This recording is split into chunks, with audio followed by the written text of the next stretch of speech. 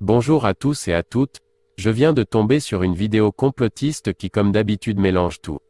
Son titre c'est s'injecter du sang de jeune pour ne pas vieillir et ses commentaires renvoient à un produit appelé adrénochrome. Par exemple, tiens l'adénochrome c'est plus un truc de complotiste.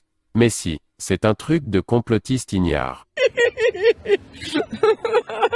La chaîne L'Histoire corrigée nous explique synthétiquement ce qu'est l'adrénochrome et cela n'a rien à voir avec des vampires suceurs de sang. Alors, qu'est-ce que c'est que l'adrénochrome, cette substance prélevée sur les enfants?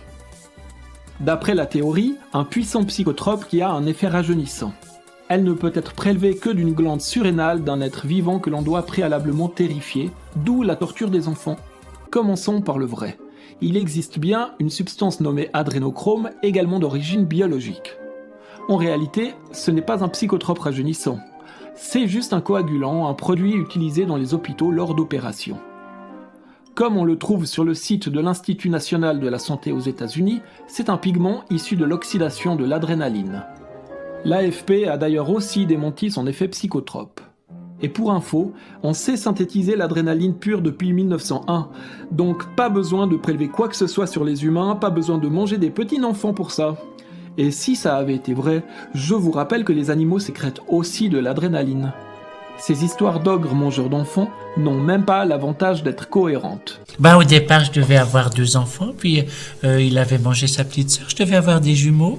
Il s'est pas rendu compte, il était trop petit. Non, il était trop petit, bien sûr. Donc la vérité c'est que l'adrénochrome n'est qu'un vulgaire anticoagulant et que les complotistes fantasment dessus en se basant sur des œuvres de fiction. Les complotistes prennent les fictions pour des réalités. C'est d'ailleurs bien pour cela que bien qu'ils aient l'habitude de traiter chacun de mouton, ils bêlent en cœur qu'ils sont sortis de la matrice comme si les sœurs Wachowski étaient leurs nouvelles prophétesses. Cette vidéo putaclic fait en réalité référence à un vieux numéro du magazine Slate qui en 2014 notait que des transfusions sanguines de personnes jeunes à personnes plus âgées pourraient avoir un effet rajeunissant grâce à une certaine protéine. Il n'y est pas question d'adrénochrome. La fin de l'article contient d'ailleurs une touche d'humour qui est bien évidemment passée à 1000 lieues au-dessus de la tête du complotiste. Je cite: les chercheurs en charge du projet sont pleinement conscients que leurs découvertes peuvent évoquer des images de Dracula et de vampires.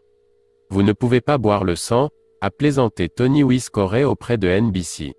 Mais sérieusement, si vous voulez essayer cela sur des humains, vous devriez avoir une transfusion. Et vous ne pouvez pas faire ça chez vous.